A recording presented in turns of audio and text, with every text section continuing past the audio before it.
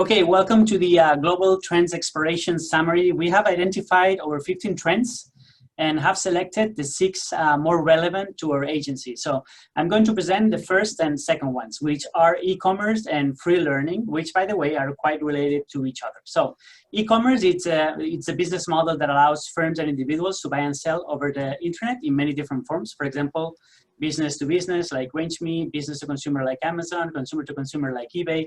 So how much of a trend is this?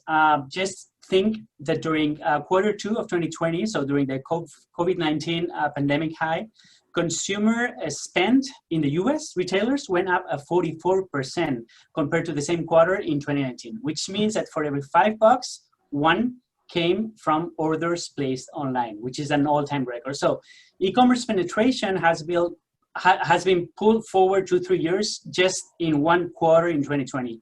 And if you compare online versus offline, in 2015, the online rate was 10%, while in 2020, it's at 20%, which is doubled in only 5 years. So what's the risk for us at ACCIO?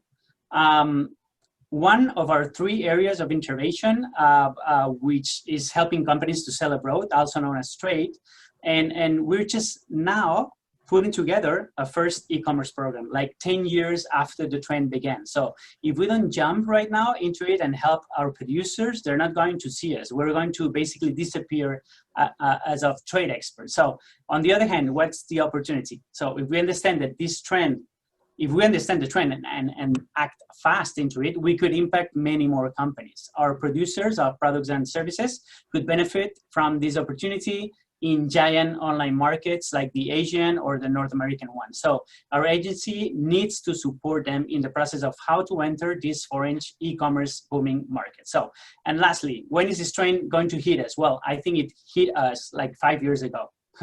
So the second trend is free learning. And what does it have to do with e-commerce? So education has started its democratization process, and you can now learn how to sell through, for example, the Amazon FBA program just by going on Google and maybe spending like 20 hours and $100. So our education role as an agency might be erased if we do not add value to these free learning processes of international markets in specific. So the opportunity, I think it's obvious. We can and probably should become an education online platform somehow. I don't know how, but I might be starting here the ideation week. But we already have 40 international education centers with experts in many markets. So it is a huge leverage that we can tap into, but only if we are fast and smart. So I now invite Genevieve to present trends 3 and 4. Great. So I'm going to be talking about AI and environment and sustainability. So AI, I think everybody can agree, is already here. It's not something of the future. It's just getting more and more intrinsic to our lives. And the risk, of course, is, will robots kind of take over and our services still needed?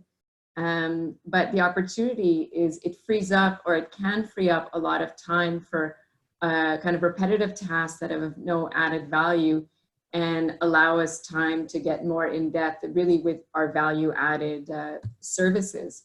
Of course, AI are only as good as the algorithms written behind it. And you've got to make sure that you're countering biases. But I think that ACCIO is well positioned to use that. And it could be anything from in identification of, lead generation, but more automatically scanning the press, and also, whether for investment, trade, or innovation opportunities. Sustainability and, climate change is affecting everybody. It's the insurance industry, governments worldwide, and citizens, of course.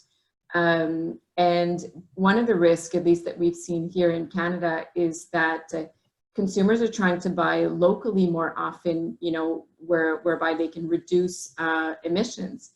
And so how does the buy local affect our exporters, for example? Or if there's certain environmental norms that are stricter, again, how does that affect our exporters? and how might that affect Catalonia if the EU puts in new norms and Catalonia isn't able to meet them, or its companies aren't able to meet them. And as far as opportunities, I think, and we're actually working towards it already, but Catalonia is a rich region and with a strong industry, and that can already take advantage of a lot of these things. And if you look at circular economy principles, what was once a cost to get rid of waste can become a source of revenue when you're selling it to the company next door. I think facilitating those types of platforms and connections between the companies is and should be one of the government's key roles. So I definitely see this as an opportunity for ACCIO. And as far as the timing, where we are in it.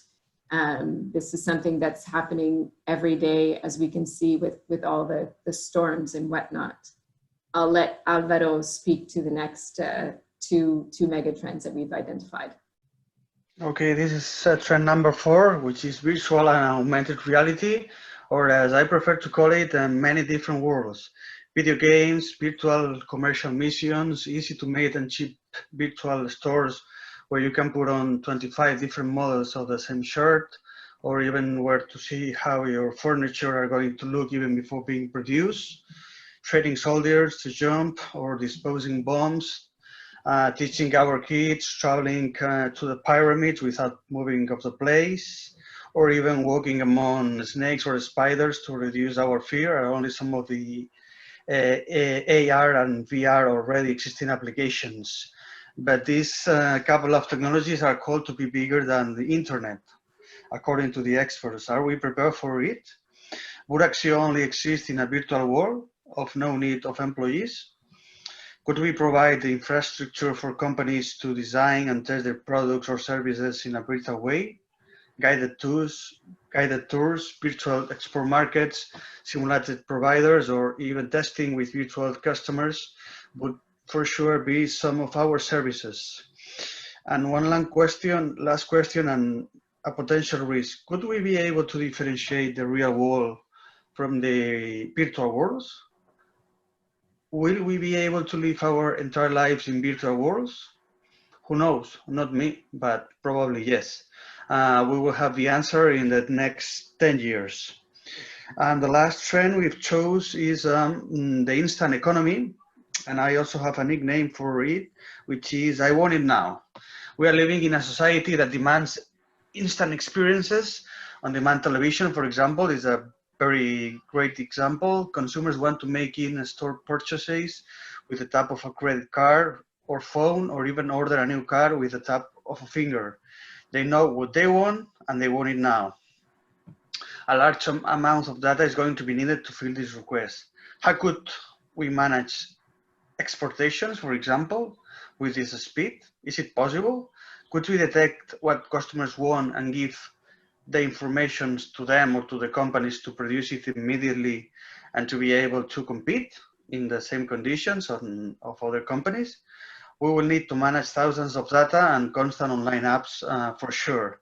But remember that we are experts on bureaucracy, regulation, tenders, complex funding, and other similar barriers. So we will have to break these issues and gain a lot of speed. So we have some homework to do in the next 5 years. Okay, so I guess this is all for us. Thank you for your attention and see you next week.